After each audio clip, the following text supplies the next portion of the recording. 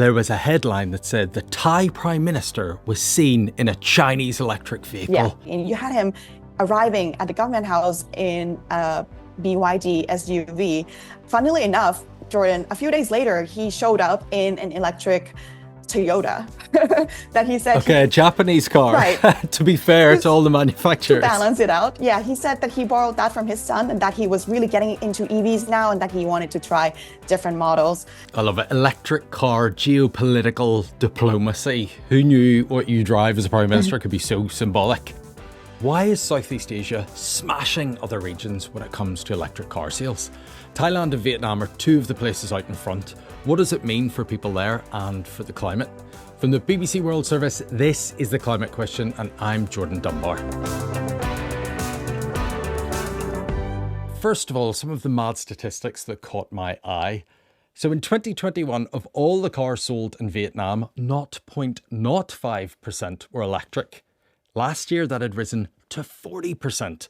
In Thailand, it was 1% in 2019 and 24% last year. From hundreds on the road to hundreds of thousands in such a short time. So what's behind this rapid rise and will it last?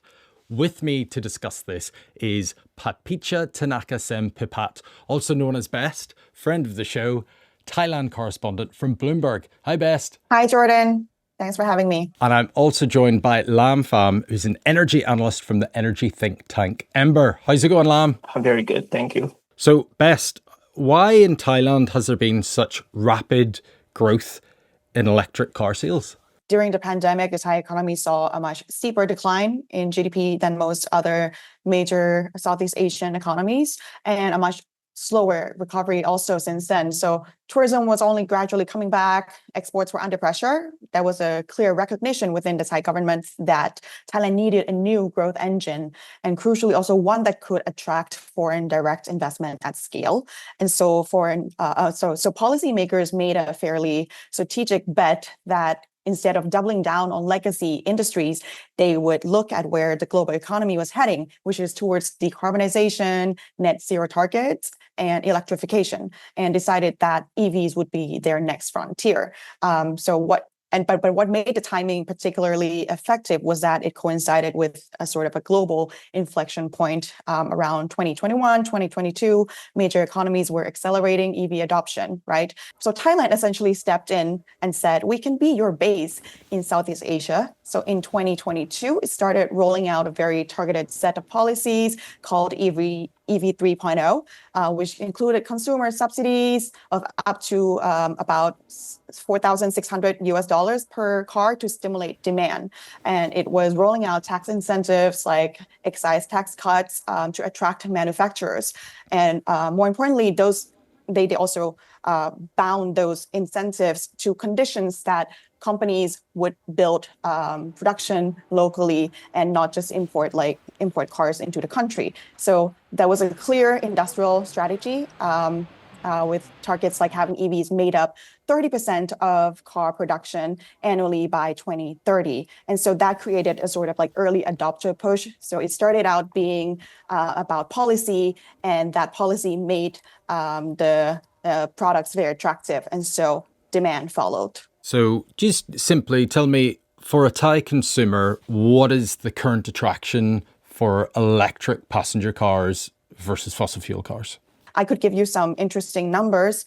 Oh, please do.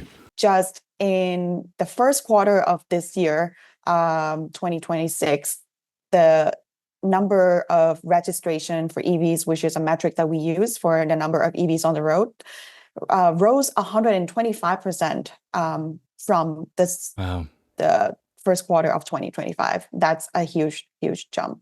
So rapid. That's incredible. Very rapid. Well, the other part of this, of course, is can people charge them, and are they saving money versus petrol cars? Right now, the charging infrastructure in Thailand is not catching up to the growth of the demand for EVs yet. And that also has to do with the current oil prices or prices in the Strait of Hormuz, which drove up oil prices and made them very scarce. Only about 2 months ago, I mean, when the war started, it was very hard for people in Thailand to go to gas stations and fill up their tanks. Most gas stations were turning people away, saying they didn't have the inventories stocked up yet, and people were, going into pretty much a collective mode of panic about oil prices and also diesel prices. Even if you could find diesel, the prices were very, very high. And so that incentivized people to start thinking about switching to EVs. And in the Bangkok Motor Show last month, interestingly, bookings went up about 70%, mostly driven by demand for Chinese EVs. Anecdotally, you could see that consumers in Thailand were ready to switch from internal combustion engine cars to EVs faster because of the oil price crisis. I mean, normally people would be considering them anyway, but the recent price prices for fossil fuel has really accelerated that shift. So for consumers, the government's made it cheaper. You mentioned there was like over 4,000 US dollar subsidies. It's also cheaper than petrol at the minute. So it really is a cost thing for consumers. The other side of it is that Thailand makes loads of vehicles. Bangkok is being called the Detroit, which was the world's motor capital, the Detroit of Southeast Asia. Before, it was mostly Japanese firms manufacturing cars there. But you've mentioned Chinese manufacturers. How big a part have they played in changing the industry and selling electric vehicles? It has been quite a significant shift in momentum, for sure. For decades, as you said, Japanese legacy automakers have dominated the Thai auto industry, and they did that alongside US and European car makers as well. So they're still deeply embedded in the system. That doesn't go away. But what the arrival of Chinese EV makers does is change the center of gravity, especially in the fastest growing part of the market, which is electric vehicles. Chinese companies like BYD, MG, Great Wall Motors are moving very quickly. They're localizing production. They have set up production in Thailand's Eastern Economic Corridor, and they are able to, as they are able to produce local models, they have been very aggressive with their pricing, competitive, and bringing a lot of new models to the market. So in a sense, you now have like two different playbooks coexisting. The Japanese incumbents are more cautious and still leaning on hybrids and gradual transition, whereas the Chinese entrants are going very fast, going all in and scaling EVs pretty fast. And that creates a competitive pressure, which is good for consumers. And I noticed when I was doing my research, there was a headline that said the Thai Prime Minister was seen in a Chinese electric vehicle. Yeah. Why is that so newsworthy? It was quite symbolic, Jordan, because the timing really amplified that. You had the Prime Minister, switching from his Rolls Royce, which, is a very symbolic car for oil era mobility, and also traditional luxury. And you had him arriving at the government house in a BYD SUV. So it plays into a broader narrative that Thailand is moving away from dependence on imported fossil fuels and towards electrification and also new energy technologies, as the government tried to calm the public down about anxiety about fuel shortage. And funnily enough, Jordan, a few days later, he showed up in an electric Toyota that he said... Okay, a Japanese car. Right. To be fair to all the manufacturers. To balance it out. Yeah, he said that he borrowed that from his son and that he was really getting into EVs now and that he wanted to try different models. I love it. Electric car, geopolitical diplomacy. Who knew what you drive as a Prime Minister could be so symbolic? Lam, I want to come to you now. Vietnam has had an absolutely incredible boom in terms of electric car passenger sales. Why have they taken off in Vietnam? Because it's different from Thailand in many ways, isn't it? It's kind of similar to Thailand's story. to some extent. So it's also like started with government incentive. And then there's another reason, which is the I would say the VinFast effect, right? Is a local manufacturing automaker in Vietnam, and then EV sale in Vietnam in 2024 was up to 40%, which is quite amazing. But also there's other kind of concerns associated with EV, right? And it's related to charging infrastructure. So when it comes to buying an EV, so people usually, concerned about brain anxiety. Where right? do I charge my car? People gonna, I don't want to running out battery in the middle of a highway, right? And then Vietnam doing exactly what needed to address the issue. Vietnam at the moment has like 150,000 charging ports across the country, and then it's aimed to achieve up to 500,000 charging ports by 2028. So it's rapidly expanding to address the issues. And so much of that is down to this car company, VinFast. So we talked about Japanese and Chinese cars in Thailand. I'm guessing the Vietnamese Prime Minister drives a VinFast.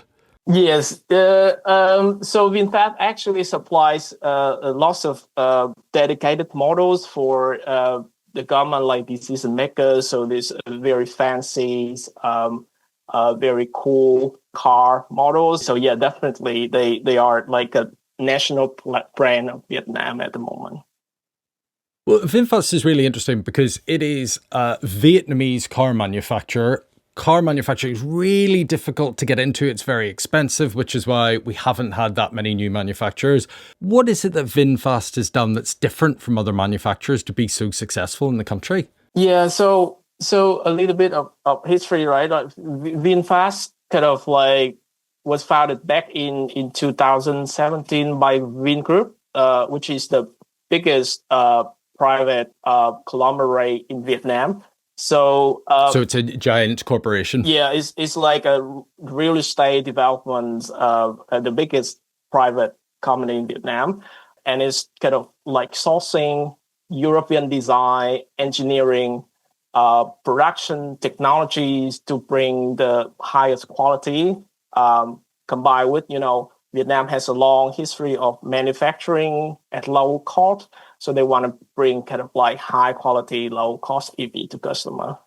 And is it true that they have an offer where you get free electricity, free charging until like 2030? Yes, that's pretty amazing, isn't it? So it's part of the promotions going on at the moment. So I think it's started back in 2024. So as long as you own an EV car from VinFast, you can charge for free, basically until 2027. But now I think it's extended into 2029 now. So the World Bank has estimated that the electric vehicle industry could create 6.5 million jobs in Vietnam by 2050, which is a big deal for the economy.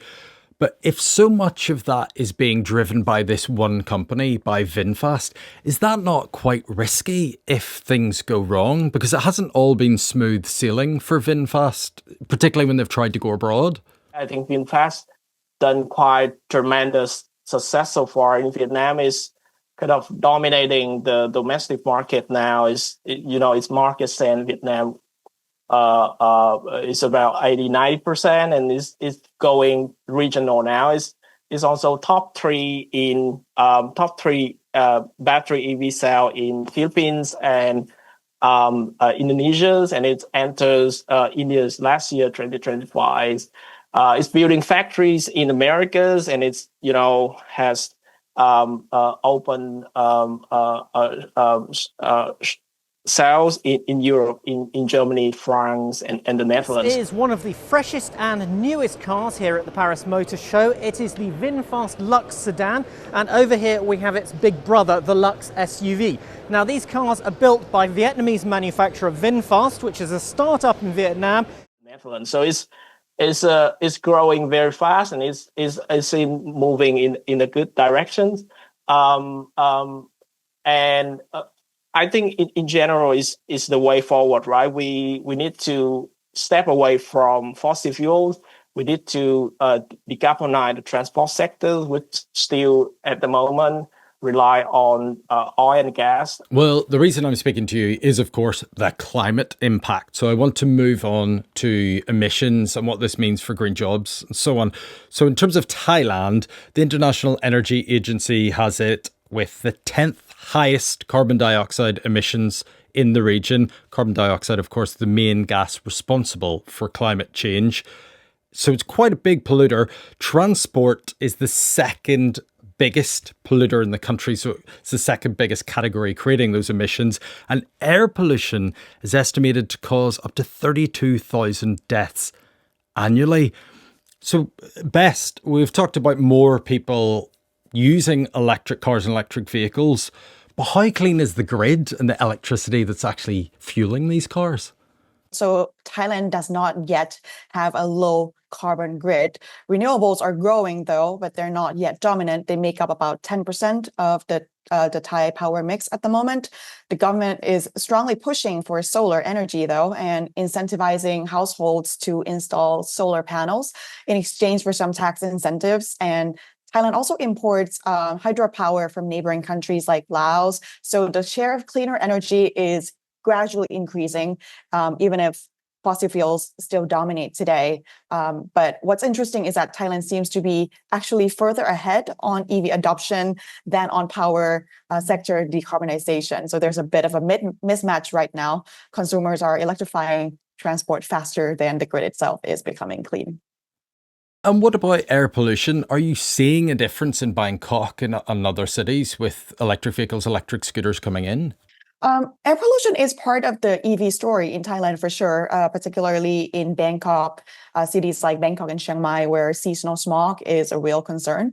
EVs are becoming attractive because they eliminate tailpipe emissions. It's one of the factors that people consider when they are thinking about buying new cars or switching from an old ICE car. So there's a growing recognition that there is an immediate local air quality benefit. But on the ground, the seasonal smog just happened earlier this year, and maybe we would need more EVs on the road before there is a clear improvement on that aspect. So Thailand's grid, not yet green, No. but getting greener.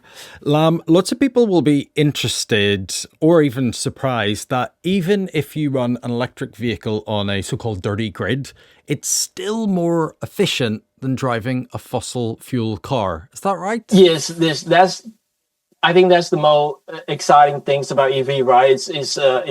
Is amazing energy efficient, and that's why in our report, in one of our analyses, we done last year. So switching to EV could basically reduce primary fuel consumption by 60% in Vietnam and around 50% in Indonesia. So for countries reliant on import oil and natural gas, such as a lot of countries in ASEAN, like Vietnam, like the Philippines, EV adoption is actually also a solution for energy security. Well, Lam, the grid in Vietnam, I've got here that Vietnam's actually entered the top 20 of the biggest polluters in the world. What is fueling Vietnamese EVs? What's the electricity grid made up of there? So, well, actually, we still kind of like reliant on fossil fuel at the moment, but we are transitioning to renewable energy, right? So over 50% of the total generation come from coal and gas. Majority is And from coal's coal. the most polluting fossil fuel, isn't it? Yeah, but I think renewable is catching up very quickly and will overtake fossil fuels very soon, at least according to government plans. So the government plan very, very ambitious for renewable energy development in Vietnam. One of the things people talk about is this idea of leapfrogging. So that someone who's coming to buy their first car, instead of buying a fossil fuel driven car, just goes straight to electric vehicles in a way they haven't done in more developed countries. Best, in the region, are most people buying their first car and moving on from scooters or public transport, or are they replacing other cars? I'm seeing both trends at once. A lot of current EV buyers are people that switch from petrol cars because the economics are becoming more attractive. But there's also a younger generation of consumers who may never really develop the same kind of attachment to internal combustion engines that the previous generation had. And for them, the EVs that they see every day right now just feel more modern, feel right, and feel normal. And because you see it every day, and it's becoming so normalized that it can be someone's first considerations for their first vehicles too. And you already see this in cities like Bangkok, where younger consumers are very used to electric public transport already, and they are used to app-based mobility. They are very tech savvy. So when they buy a car, an EV doesn't necessarily feel like a greener alternative. It just feels like the newest version of what they want out of a car. And EV brands are also quite smart about this, because now the EV cars are very tech forward. They have large touch screens and smart features and sleek design. Most of the inside of several of them that I've looked at, it's just like one giant monitor. Exactly. It's like driving a tablet. Right. And the other day I was in a friend's Tesla, and he was like, you can turn on karaoke if you want. And I was like, is that even Karaoke? possible? Yeah, there's an app on that giant Tesla screen that says car karaoke. And so we did that for like 15 minutes. You know, it's part of a generational shift in what people expect from a car, I would say. Yeah. So I see all the trends happening at the same time. The younger generations tend to consider EVs first now, but also the older generations are thinking about switching. Best, from what I'm hearing, making cars cheaper to buy and cheaper to run has made them much, much more popular. But is that sustainable for governments to keep subsidizing cars? Because that's going to cost lots of money.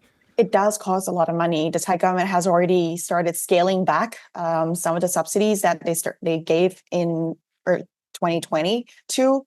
At first, the subsidies were about $4,600 per car, and now they have scaled back to 50% of that. And we're in the second phase of EV subsidies, EV incentives now. We're not sure if that would be a third after this current one is up. So it does cost a lot of money to subsidize the energy transition. But also, the Thai cabinet just approved a new plan for a 400 billion baht loan, half of which will be spent towards restructuring the economy to make it more conducive for energy transition. And that includes also promotions of electric vehicles. So it looks like the government may be scaling back subsidies for buyers, scaling back incentives for producers, because it might think that it's in a good spot right now. It has kickstarted the industry, and the industry would be able to go forward. And now they would put more money into promoting the use, promoting adaptation to make sure that the demand would be able to sustain the supply chain and keep it going. And for Vietnam and Thailand, how do you stop Chinese manufacturers completely dominating this market? Is it possible? Yes, I think for Vietnam is very easy to conclude that, because basically the whole charging infrastructures in Vietnam is owned by VinFast, so it has a monopoly of the charging infrastructure. So if you want to get that free electricity, you got to drive a VinFast. Okay. Yeah, so there's no competition in Vietnam. There's no BYD here, but it's only very small share in the market. So for Vietnam, it's very easy. So that means, free electricity if you drive VinFast, but less consumer choice because you don't get it if you don't drive one. Best, Thailand's obviously quite different. Do you think that other manufacturers can compete with Chinese EVs there? I think there is a growing recognition from the Japanese manufacturers that they are losing ground to Chinese EV makers for sure. But at the same time, all that being said, I still have to say that Thailand is still very much a market that is dominated by fossil fuel cars, and as it has been for decades. So it's a challenge as well for the Chinese automakers to break into a market that the Japanese have been dominating for decades. And at the same time, the Japanese have come under increasing pressure to try to preserve their turf and preserve the trust that they have built with the Thai customers. Thank you so much for joining us today. Thank you for having me. Thank you so much for having me as well. And thank you for watching. Don't forget to subscribe to the BBC World Service YouTube channel so you don't miss a thing. And if you have a climate question of your own, then you can write it in the comments below and we'll answer it in a future show. I'm Jordan Dunbar and I'll see you next time.